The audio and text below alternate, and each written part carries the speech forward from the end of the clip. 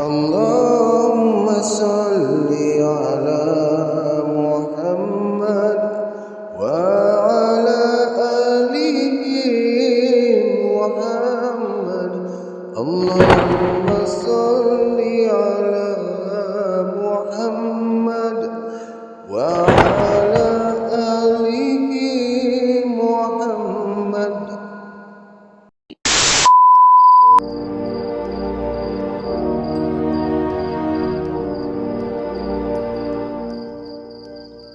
Sejak usaha mengubat Mak Akir diheboh-hebohkan, tiba-tiba saja dia hilang dari kampung. Kali terakhir dia ni dilihat oleh Latik Debok ialah ketika menuju ke sungai memasang rawai. Kalau mahu dikatakan dia dihanyutkan arus, memang tak mungkin. Kerana sungai di kampung itu tidaklah besar sangat, arusnya juga tidak kuat. Airnya pula cetek dan hanya separas pinggang sahaja. Walaupun usaha mencarinya dilakukan oleh orang-orang kampung tetapi tak juga ditemui. Kalaulah benar Mak Akir ni dihanyutkan arus, mestilah bertemu juga dengan mayat dia. Hanya yang dijumpai oleh orang kampung hanyalah rawai yang dipasangnya. Ada setengah rawainya memang terdapat ikan yang sudah mati. Kehilangan Mak Akir ni merunsingkan fikiran Mak Teh. Selalulah juga dia termenung mengenangkan nasib yang menimpa Mak Akir. Kalaulah mati, ada juga tanda batu nisan dia. Selain daripada Mak Akir, ada jugalah Mak Teh. Anak Mak Teh ni seorang perempuan iaitu kakak kepada Mak Akir. Tetapi Sairah anaknya sudah berkahwin dan mempunyai anak-anak. Sairah tidak lagi tinggal bersama dengannya. Sebab itulah dia kehilangan Mak Akir itu terasa sangat memilukan hatinya. Dengan kehilangan Mak Akir itu berakhirlah kisahnya di kampung berkenaan. Bagaimanapun Pawang Bulin tetap berkeyakinan yang Mak Akir ni dah dilarikan oleh bunian. Menurut cerita Pawang Bulin, dia sendiri tak dapat nak menentang kelebihan ilmu kebatinan Mak Akir. Kalau sekadar Mak Akir dikuasai oleh bunian, aku boleh lagi ambil dia balik. Tapi kalau Mak Akir ni sendiri yang tak nak balik ke pangkuan kita, aku sendiri dah tak upaya nak tentang. Mak Akir ni bukan lagi Mak Akir yang macam sebelum ni. Demikian pengakuan dari Pawang Bulin. Tetapi cerita Pawang Bulin ini tidak dihiraukan sangat oleh orang-orang kampung. Ada setengahnya berpendapat yang Mak Akir ni terkena sawan babi ketika merawai, lalu dihanyutkan oleh arus. Mayat Mak Akir tidak dapat ditemui lagi kerana sudah ditimbus oleh pasir di dasar sungai. Tapi Mak Akir ni tak pernah kena sawan babi, ujar Mak Teh bila Rasad, suami Sairah, mendakwa begitu. Sepanjang yang aku ingat, dia tak pernah mengidap sawan babi. Tak tahulah kalau dia tiba-tiba kena pitam ataupun pengsan semasa di tengah air, kata Mak Teh lagi. Lama-kelamaan cerita kehilangan Mak Akir itu lenyap begitu saja. Mak Teh juga sudah menerima kenyataan yang sebenarnya bahawa Mak Akir sudah hilang. Sama ada Mak Akir sudah mati ataupun dilarikan oleh bunian, Mak Teh dah tak peduli lagi. Kepadanya sudah jelas bahawa Mak Akir sudah tidak ada lagi di dunia. Kira-kira 2 tahun selepas kehilangan Mak Akir, Pawang Bulin pun meninggal dunia. Sebelum dia meninggal dunia, Pawang Bulin menceritakan kepada Rasad, iaitu abang ipar kepada Mak Akir, bahawa dia bermimpi bertemu dengan Mak Akir. Mak Akir sudah jadi penghulu bunian. Itulah Tok Syekh yang sering datang bila aku berjin. Tok Syekh itulah Mak Akir. Aku dah tak ada upaya lagi mahu melebihi ilmunya, Pawang Bulin menerangkan. Apa benda berjin hari ni baru dengar. Ke berjin, dia tulis berjin. Siapa tahu boleh komen Memang rasa tahu semasa akhir hayatnya Pawang Bulin selalu berjin, iaitu menyeru nama-nama tertentu dalam ilmu pendukunan. Itu maksud dia beritahu dah. Yang datang menyerap dalam tubuhnya ialah Tok Syekh. Kadang-kadang dia berusaha mengelak tidak mahu diresapi oleh Tok Syekh, tetapi Tok Syekh tetap juga datang meresap ke tubuh Pawang Bulin. Kononnya Tok Syekh itu menjaga anak ubat Pawang Bulin di kampung berkenaan. Tok Syekh tidak membenarkan orang luar menjaga anak ubat Pawang Bulin yang menetap di kampung tersebut. Jadi, Mak Akir ni masih hidup lagi lah ya? Tanya Rasad. Itu aku tak tahu, sahut Pawang Bulin. Sama ada dia dah hidup ataupun mati. Macam tak betul ya. Sama ada dia hidup atau dah mati, aku tak tahu. Semua itu kuasa Allah semata-mata dan Allah saja yang mengetahui.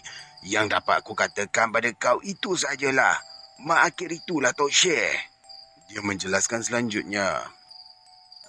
Tidak lama selepas kematian Pawang Bulin itu, pada satu petang, Mak Teh terkejut bila namanya dipanggil dari tengah halaman.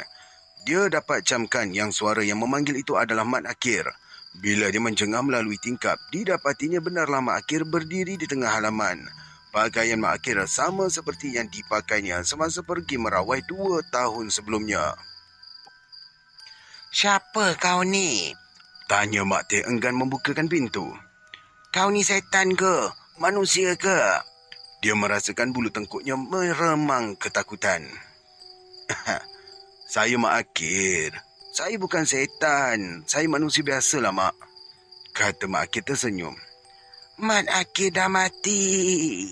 Suara Mak Teh gementar kerana tidak diduganya. Mak Akir yang sudah hilang sejak 2 tahun lebih tiba-tiba menjelma di hadapan matanya. "Saya tak matilah, Mak. Saya ini pergi bertapa ke hutan Nuang," jelasnya sambil mengharapkan emaknya membukakan pintu. Tetapi Mak Teh tetap enggan membukakan pintu. Dia merasa takut berhadapan dengan Mat Akir yang dianggapnya sudah mati itu. Lalu dia melaungkan sekuat hatinya memanggil Sairah yang tinggal tidak jauh dari situ. Semasa Rasad dan Sairah datang dalam keadaan cemas kerana dilaung oleh emaknya, mereka juga tercengah hairan melihat Mak Akir berdiri di tengah halaman. Dengan adanya Rasad dan Sairah, barulah Mak Teh berani membuka pintu. Mat Akir terus mendapatkan emaknya lalu bongkok mencium tangannya sambil berlinang air mata. Mak Teh juga barulah yakin yang Mak Akir sendiri yang balik menemuinya itu. Pada malamnya, Mak Teh membuat kenduri doa selamat. Hatinya gembira kerana dapat bertemu semula dengan Mak Akir. Kawan-kawannya seperti Latik Debok, Sari Uncul dan lain-lain anak kampung yang sebaik dengannya ikut hadir sama pada malam itu. Tidak ada yang kelihatan berbeza pada diri Mak Akir semenjak kehilangannya 2 tahun lebih macam tu. Kecuali mukanya kelihatan sedikit pucat. Tingkah lakunya tetap pendiam dan tidak bercakap. Dia juga selalu ketawa riang bila mendengar perbualan dari rakan-rakannya. "Ke mana yang kau menghilang selama lebih 2 tahun ni, ha?"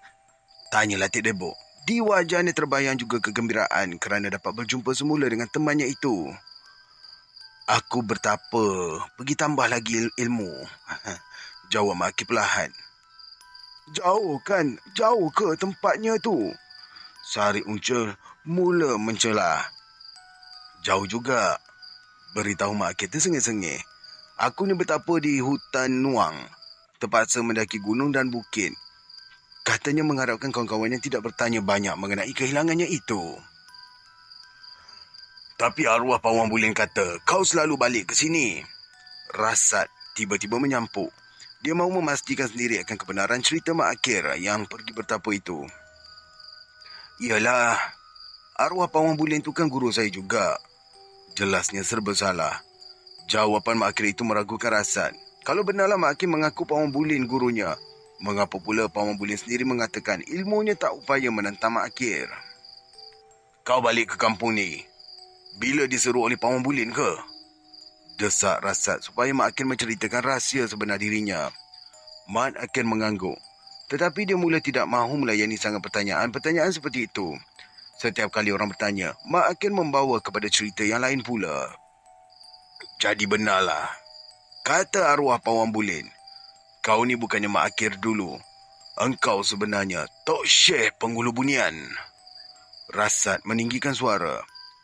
Mat Akir tidak menjawab. Dia hanya tunduk mengalirkan air mata kerana kesedihan. Dia tidak menduga kepulangannya disambut dengan ejekan dari Rasad. Bagaimanapun dia masih dapat menteteramkan hatinya kerana dari ilmu kebatinannya memang sudah diketahui bahawa sifat manusia biasa ini selalu tergesa-gesa.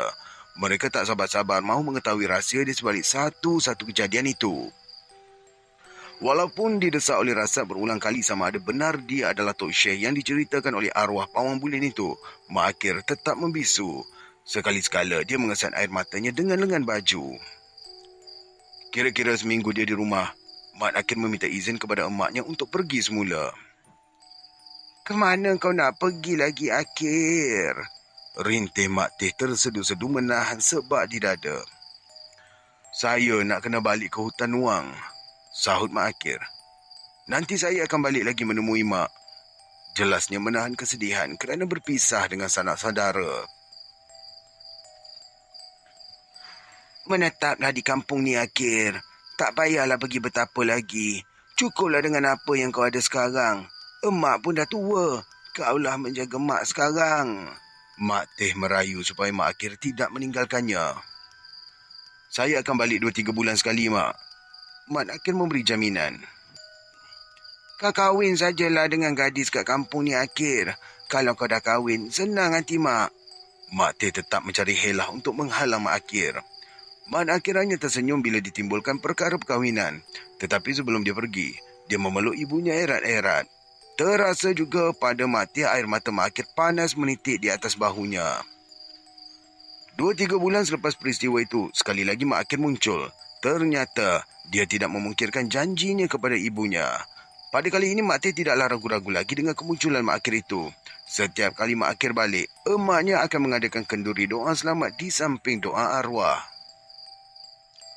Bagaimanapun, Rasad, abang iparnya tetap berikhtiar mahu mengetahui rahsia sebenar Mak Akhir. Apabila Mak Akhir balik semula ke hutan, dia akan mengendap dari belakang. Apabila sampai ke satu tempat lapang, didapatinya Mak Akhir tiba-tiba gaib dari pandangan. Kemudian dia merasakan dirinya tersesat hingga tidak dapat mencari jalan pulang. Puas, Rasad berpusing-pusing mencari jalan untuk balik semula tetapi tidak juga berjumpa. Dalam keadaan demikian, Rasad tidaklah tergopoh-gopoh. Terlintas di kepalanya akan petua yang diberi oleh arwah Paman Bulin apabila menghadapi keadaan tersesat di hutan. Cepat-cepat Rasad membuka pakaiannya sampai bertelanjang bulat. Kemudian dia berjalan memerhatikan akar melintang jalan. Apabila dapat akar tersebut, dia pun membelahnya lalu menyusup tubuhnya di celah belahan akar itu.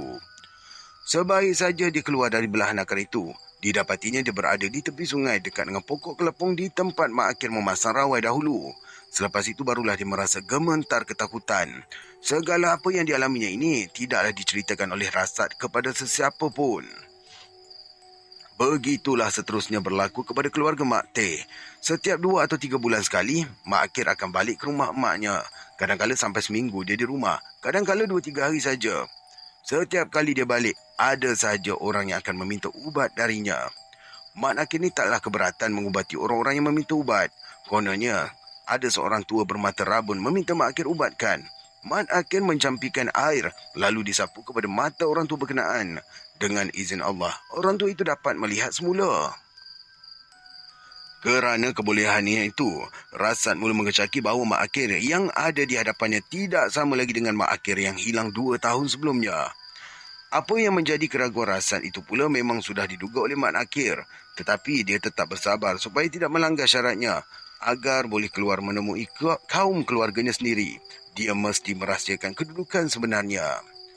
Sebab di dalam ilmu kebatinan yang dituntutnya, apabila orang sudah mengenal asal-usul musuhnya, maka mudahlah musuh itu untuk ditundukkan. Demikian juga dalam menghadapi gangguan syaitan. Apabila sudah diketahui asal-usul syaitan, maka mudahlah mengalahkan syaitan itu. Puteri bongsu juga menasihatkan Mak Akhir supaya jangan kerap sangat menemui keluarganya. Manusia ni selalunya tak ramai yang berhati jujur. Kalau Putera Ali selalu sangat ke sana, mereka akan mencari jalan untuk menghalang Putera Ali untuk datang ke sini semula, kata Puteri Bongsu mengingatkan dia. Pandailah saya menjaga diri saya ni Puteri Bongsu. Mak Akhir memberi pengakuan. Saya bimbang Putera Ali akan dianiaya oleh manusia, ujarnya lagi. Janganlah bimbang. Kalau keadaan memaksa, mungkin saya akan mengambil keputusan tidak akan menemui mereka lagi. Kita berdua tak boleh dipisahkan lagi, tegasnya memeluk Puteri Bongsu erat-erat. Kita ni dah ada anak dekat sini. Sebab tu saya takut kalau Putera Ali tak dapat melepaskan diri dari perbuatan mereka yang tak jujur, Puteri Bongsu menyatakan keraguannya. Dia tahu manusia biasa juga mempunyai kebolehan ilmu kebatinan yang boleh menundukkan orang-orang bunian. Mereka terpaksa lari jauh mencari tempat bersembunyi kalau diganggu oleh kekuatan ilmu kebatinan manusia. Apalagi kalau manusia itu mempunyai ilmu agama yang tinggi. Masakan Mak Akhir boleh mengatasi ilmu kebatinan orang-orang yang mempunyai ilmu agama yang tinggi. Malah kalimat-kalimat yang diucapkan oleh mereka itu boleh membakar sekujur tubuhnya. Saya hanya mau bertemu dengan emak saya, jelas Mak Akir bila mengenangkan emaknya yang sudah tua. Tetapi berhati-hatilah supaya Putera Ali tak dianiaya. Kita ni dah ada anak. Bermakna Putera Ali tak boleh lagi meninggalkan kami. Dia mengingatkan. Mak Akir tetap ingat bahawa dia sudah mempunyai anak dengan puteri bongsu. Kalau dia kembali ke pangkuan masyarakatnya, berarti anak-anak itu akan mati. Kerana masyarakat Bunian tidak akan menerima anaknya kalau dia sudah memungkiri janji. Anak-anak itu akan dibunuh. Uish, ni first time saya dengar ni. Violent juga kerajaan Bunian. Betul ke ni? First time saya dengar ni. Takkan nak bunuh anak. Berarti kalau dia berkahwin dengan gadis lain di kampungnya, setiap anaknya akan mati seperti anak-anak Bunian itu juga. Kalau anak-anak Buniannya mati 3 orang, maka anak-anaknya dengan gadis di kampung juga akan mati 3 orang. Bagaimanapun Mak Akir masih berupaya mengatasi rintangan tersebut. Selepas kematian Pawang Bulin, dia merasakan yang dirinya aman kalau balik menemui emaknya. Hanya Pawang Bulin yang boleh memerangkap dia bila sudah menjelma menjadi manusia biasa semula. Kalau Pawang Bulin masih hidup, tentu dia tidak dapat balik semula ke alam Bunian bila diganggu dengan ilmu kebatinannya. Sebab itulah dia berani muncul semula setelah Pawang Bulin meninggal dunia. Selepas itu, didapatinya Rasat juga berusaha untuk memulihkan dia supaya kembali menjadi manusia biasa. Tetapi kebolehan Rasat tidaklah membimbangkannya. Dia masih boleh melarikan diri dari perangkap yang dipasang oleh Rasat selama ini. Misalnya, semasa kenduri doa selamat, sengaja Rasat tidak membenarkan masak sayur-sayuran. Mereka menghidangkan ayam, kambing dan daging. Benda-benda makanan begini dikira sebagai berdarah yang menjadi pantang larang kepadanya. Sebab itu Mak Akir tidak mahu memakannya. Dia hanya memakan nasi dengan ulam-ulam yang disediakan sahaja. Berbagai-bagai cara lagi Rasat mahu mengalahkan dia, tetapi semuanya dapat diatasi oleh Mak Akir. Baik, kat sini saya jelas sikit. Ini kisah Tok Awangah ya. Tapi kalau dalam kisah Tamajalis, ingat atuk dia tu. Ketika masuk ke alam Bunian, bawa ayam, ayam hutan kan. Boleh je makan ayam hutan ke yang tak boleh tu benda berdarah daripada dunia manusia. Kat sini dia ada macam pencanggahan sedikit. Siapa-siapa tahu boleh komen Setelah beberapa kali Mak Akir balik menemui emaknya. Satu ketika dia balik semasa emaknya Mak Teh sedang sakit. Mak Akir sendiri yang mengubat emaknya. Agak lama jugalah Mak Akir berikhtiar mengubat emaknya. Dengan izin Allah, sembuhlah Mak Teh dari sakit. Lebih kurang hampir sebulan Mak Akir tidak balik kepada masyarakat Bunian semasa emaknya sakit. Mak Teh berharap Mak Akir tidak meninggalkannya. Sebab itulah Mak Akir bertahan di situ menunggu emaknya yang ketika itu sedang sakit. Sebenarnya dalam masa dia tidak balik itu, perhubungan di antara Mak Akir dengan puteri bongsu tidaklah terputus. Melalui petunjuk-petunjuk puteri bongsu jugalah dia mengubat emaknya. Kerana apabila dia pulih menjadi manusia biasa, ilmu kebatinan yang diperolehinya dari masyarakat Bunian itu tidak boleh dibawanya bersama. Setelah Mak Teh betul-betul sihat, mereka mengadakan kenduri doa selamat. Ketika berkumpul, sanak saudara dan orang-orang kampung inilah yang orang-orang kampung inilah berlaku. Saya ulang balik. Ketika berkumpul sanak saudara dan orang-orang kampung inilah berlaku sedikit pertengkaran di antara Rasat dan Mak Akir. Sehingga Rasat mengeluarkan kata-kata yang menyinggung perasaan Mak Akir. Malam ni kita berkumpul untuk mendapatkan kata putus dari Mak Akir, kata Rasat keras. Dia mesti berterus terang kepada kita semua ke mana dia pergi selama ni. Saya dah mengikut jejak dia. Dan dari tanda-tanda yang saya perolehi memang benar. Seperti cerita arwah Pawang Bulin dulu. Mak Akir sudah bernikah dengan Bunian. Jelasnya mengerling ke arah Mak Akir. Muka Mak Akir tiba-tiba menjadi pucat. Tubuhnya jadi gemetar mendengar kata-kata Rasat. Air matanya mula berlinang menahan kesedihan. Benar ke kau ni dah bernikah dengan Bunian, Dik? Tanya Zairah tersedu sedan. Seluruh badannya terasa lemah longlai bila mendengarkan adiknya itu sudah bernikah dengan Bunian. Nampaknya orang-orang dekat sini dah tak sukakan saya lagi. Keluh Mak Akir perlahan. Kami semua ni sayangkan kau, Akir. Sebab itulah Mak dan Kakak mahu selamatkan kau daripada Bunian. Mak Teh mencelah. Mak Akir berpaling pada emaknya. Air matanya tetap mengalir dari pelupuk matanya. Hatinya terlalu hiba mengenangkan saat perpisahan dengan keluarganya. Apabila perkara pernikahan dengan puteri bongsu sudah diketahui, dia tidak boleh lagi bertemu dengan sanak saudaranya dalam bentuk dirinya yang sebenar. Rahsia itu sebenarnya tidak boleh diberitahu kepada sanak saudara. Kalau rahsia itu sudah diketahui, berarti akan berpisahlah mereka buat selama-lamanya. Saya pun tak faham kenapalah ditulis berulang-ulang ayat ni. Tak apalah. Kalau orang-orang sini dah tak suka saya tak akan balik lagi ke sini. Katanya dengan bercucuran air mata. Mak tak mahu kau tinggalkan kami semua. Kami mahu Bunian pulangkan balik kau kepada kami. Mak Teh juga ikut tersengguk-sengguk menahan kepiluan yang menusuk. Lama Mak Akir termenung memikirkan saat perpisahannya. Kalaulah rasa tidak berkeras mengungkit-ungkit fasal kemunculan dia selepas 2 tahun lebih menghilangkan diri, tentulah dia boleh berterusan menemui emaknya. Memang benarlah seperti kata Puteri Bongsu, bahawa manusia biasa tidak akan dapat menyimpan rahsia. Setelah berfikir sejenak, barulah Mak Akir mahu menerangkan keadaan sebenarnya. Selepas saya menceritakan semuanya, nampaknya berpisahlah kita buat selama-lamanya. Kalau Abang Rasad tak mengungkit-ungkit perkara ni, tentulah saya dapat mengunjungi sanak saudara 2-3 bulan sekali. Ujarnya yang masih dalam keadaan yang hibah. Saya dah berkahwin dengan Bunian dan sudah mempunyai anak. Saya tidak akan dapat menjelma sebagai manusia biasa lagi untuk menemui sanak saudara selepas saya membukakan rahsia ni. Hanya itulah perjanjian saya yang selama ini saya rahsiakan. Dengan penjelasannya itu, barulah Rasad merasa kesal atas sikapnya ingin sangat mahu mengetahui kedudukan sebenarnya Mak Akir selama ini. Tetapi apa boleh buat, semuanya sudah terlanjur. Bagaimanapun sebelum dia pergi meninggalkan keluarganya buat selama-lamanya, Mak Akir ada berpesan supaya menjaga sanak saudaranya yang lain supaya tidak mengikut jejak dia. Perhatikanlah anak-anak kalian. Kalau tidak ada parut, kesan luka-luka, itulah yang akan dilarikan oleh Bunian. Dia mengingatkan. Dia memberikan kemenyan kepada Saira sebagai hadiah terakhirnya. Kalau orang-orang kampung nak meminjam pinggan mangkuk beratus-ratus buah untuk kenduri kendara, bakallah kemenyan ni. Tapi dengan syarat pulangkanlah balik semuanya dengan lengkap dan jangan dicuri atau disorok. Kalau pecah, pulangkan juga yang pecah tu.